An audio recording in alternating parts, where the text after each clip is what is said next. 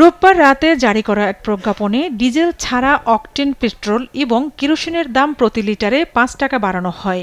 নতুন এই মূল্য সোমবার থেকে কার্যকর হয়েছে। জ্বালানি তেলের মূল্যবৃদ্ধি নিয়ে সচিবালয়ে সাংবাদিকদের প্রশ্নের জবাবে প্রতিমন্ত্রী বলেন, আন্তর্জাতিক বাজারে জ্বালানি তেলের দাম বাড়ায় দেশের বাজারেও মূল্য সমন্বয় করা হয়েছে।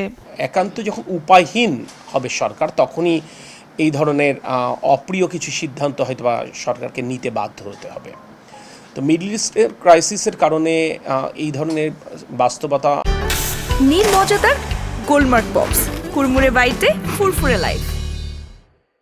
প্রতিমন্ত্রী জানান, সরকারের সিদ্ধান্ত অনুযায়ী প্রতি মাসেই আন্তর্জাতিক বাজার পরিস্থিতি বিবেচনায় জ্বালানি তেলের দাম সমন্বয় করা হয়। ফলে বিশ্ববাজারে দাম কমলে দেশের ভোক্তারাও তার সুফল পাবেন। আমি খুব দায়িত্ব নিয়েই বলতে পারি, যদি গ্লোবাল প্রাইস শার্পলি ডিক্লাইন করে, আমরাও খুব শার্পলি এটা অ্যাডজাস্ট করবার চেষ্টা করব।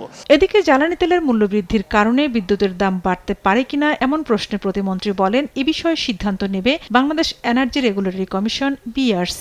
বার্ক এটা নিয়ে কাজ করে, আমরা কাজ করি না। বার্কের যে ক্ষমতা খর্ব করা হয়েছিল, সেই ক্ষমতা তো আমরা আবার ফিরিয়ে দিয়েছি এই পার্লামেন্ট, আপনারা দেখেছেন। So what they are doing till now, কোনো ডিসকাশন আসলে তাদের সাথে আমাদের এখনো পর্যন্ত হয়নি। জ্বালানির মূল্যবৃদ্ধি নিয়ে সাধারণ মানুষের উদ্বেগের বিষয়টিও স্বীকার করেন প্রতিমন্ত্রী। বলেন, অতীতের অভিজ্ঞতার কারণে মানুষের মধ্যে শঙ্কা থাকলেও সরকার জনগণের দুর্ভোগ কমাতে প্রতিশ্রুতিবদ্ধ। বিদ্যুৎ ঝর্ণা রায়, দেশ টিভি, ঢাকা। অন ফিল্ডে রাখবার চেষ্টা করেছি।